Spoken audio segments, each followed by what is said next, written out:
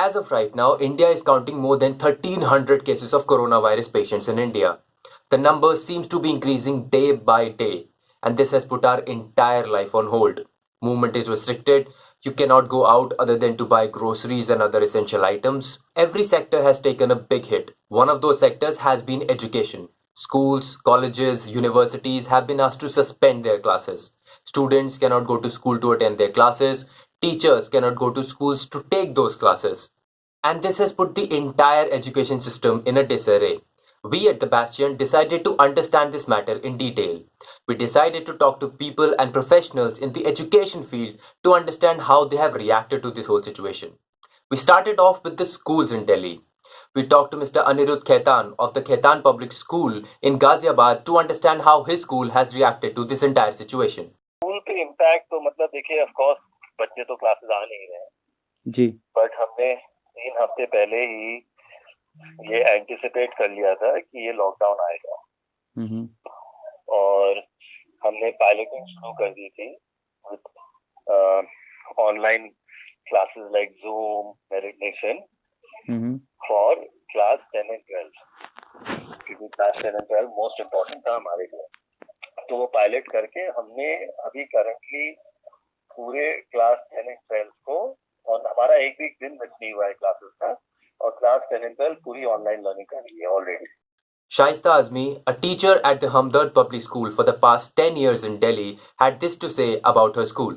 Our principal suggested to download Zoom app in our phone and to take online classes, and I am very happy to say that our senior teachers, they have already started started their classes. They have downloaded this Zoom app in their phones and they are taking online classes of senior classes.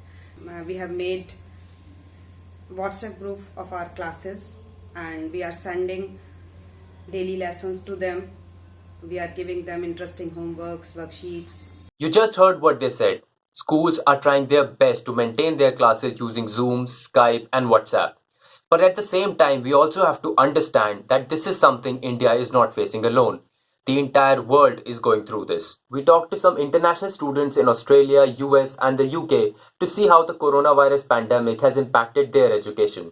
Even on a university level, it has not been easy. As youngsters, of course, school-going children are in more danger in this pandemic, but that does not mean that university education has not been impacted by this. Listen to what they have to say.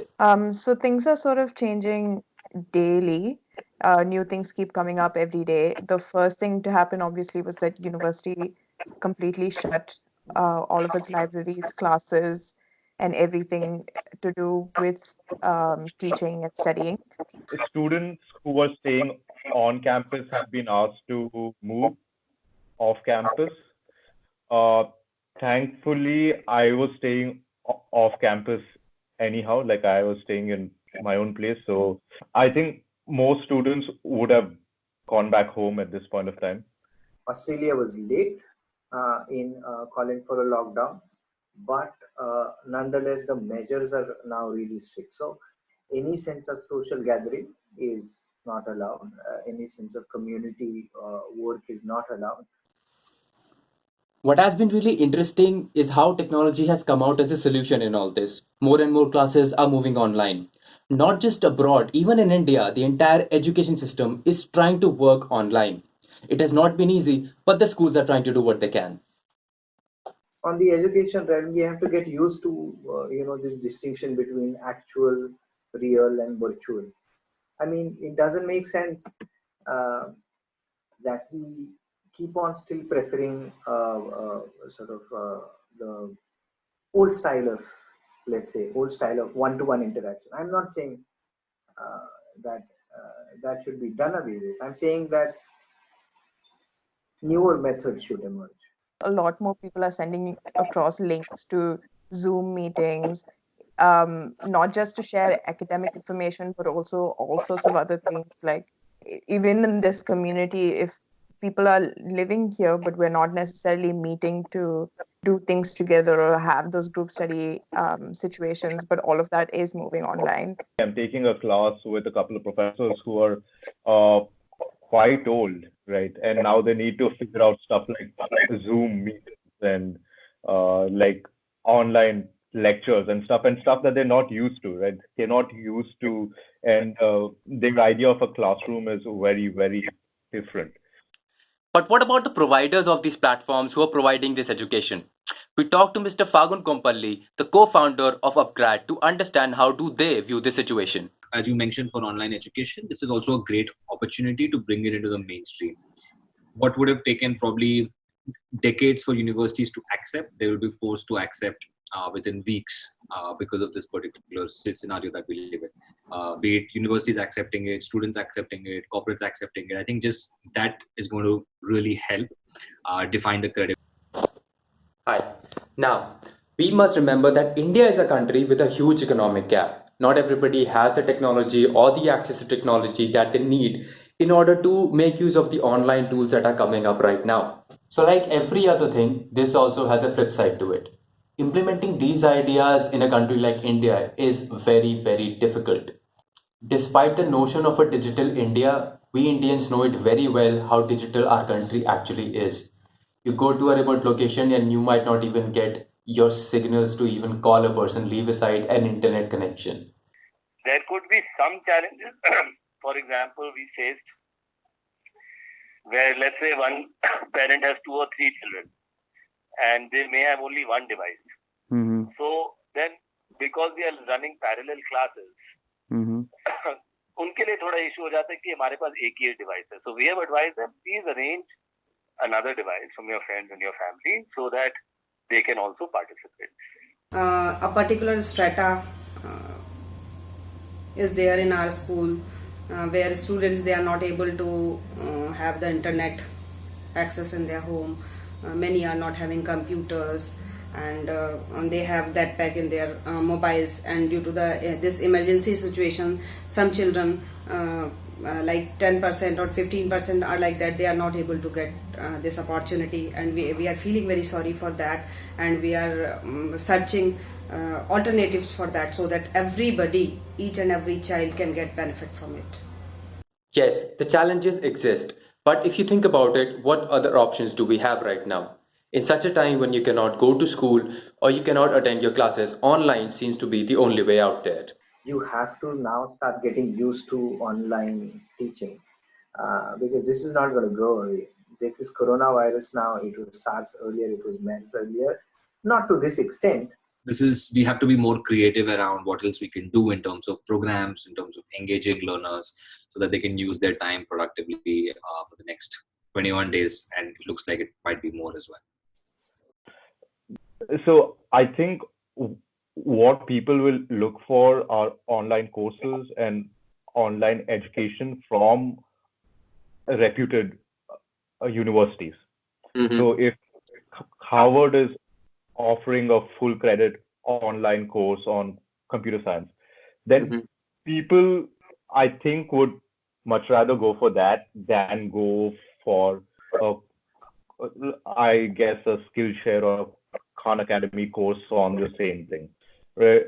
So in that sense, the medium of education might shift, but the overall structure in terms of who is providing the education and who people want as providers of the education, I think will stay the same. Now, school is a very different setting altogether. Online education is easier to be implemented in colleges and universities, where students can take care of themselves and their education. So when we asked the school professionals in India what they thought about an online education system taking over the current education system, would that be a good thing or a bad thing, they really had a mixed response to it. From a retail perspective, definitely, I think the biggest benefit schools like us will have is that हमारे पूरे 200 के 200 teachers technology में trained हो जाएंगे. So we are going to use it now, चाहे school बंद है या खुला है, we are going to use it normally also to make teaching learning more effective. Yes, of course, as we know, the change is inevitable, and that is really a change, but we don't know whether the change is for the best or for the worst. Seeing the situations in India, and as already I have mentioned that everyone is not well equipped for it. मेरा मानना है school is more of a social community. where you learn how to interact with people, how you learn to collaborate with people. So I think for me, the school is 70% human interaction when you go. You just heard Mr. Khaitan talk about something that's very important for any educational institution and as a world altogether, the idea of community. Many students from the Northeast in the Delhi University have reported that they have been called Corona because they look Chinese. This whole instance has rattled their idea of a good education community. I mean, I have a roommate who's Chinese. There is that kind of bias. People are calling each other Corona, like in India, right? Or Northeastern people are being called Corona virus in various parts. And it really kind of brings out deep-seated kind of racism and identity hatred that people have right to the fore. So, in terms of that, I think the education is also suffering. Check how many invites for conferences you get to. Check how many ways of funding you get to. Right? Check whether somebody else gets it or you don't. So the institutionalism comes in there, where it's not as if something is against you. It's just that something may not be for you. This entire pandemic has forced us to change the pattern of how we learn. There is a digital transformation in the field of education, and we can expect to see a rise in online education in the months to come. Yes, there are obvious challenges in a country like India for online education, and it remains to be seen how successfully we will adapt to these changes.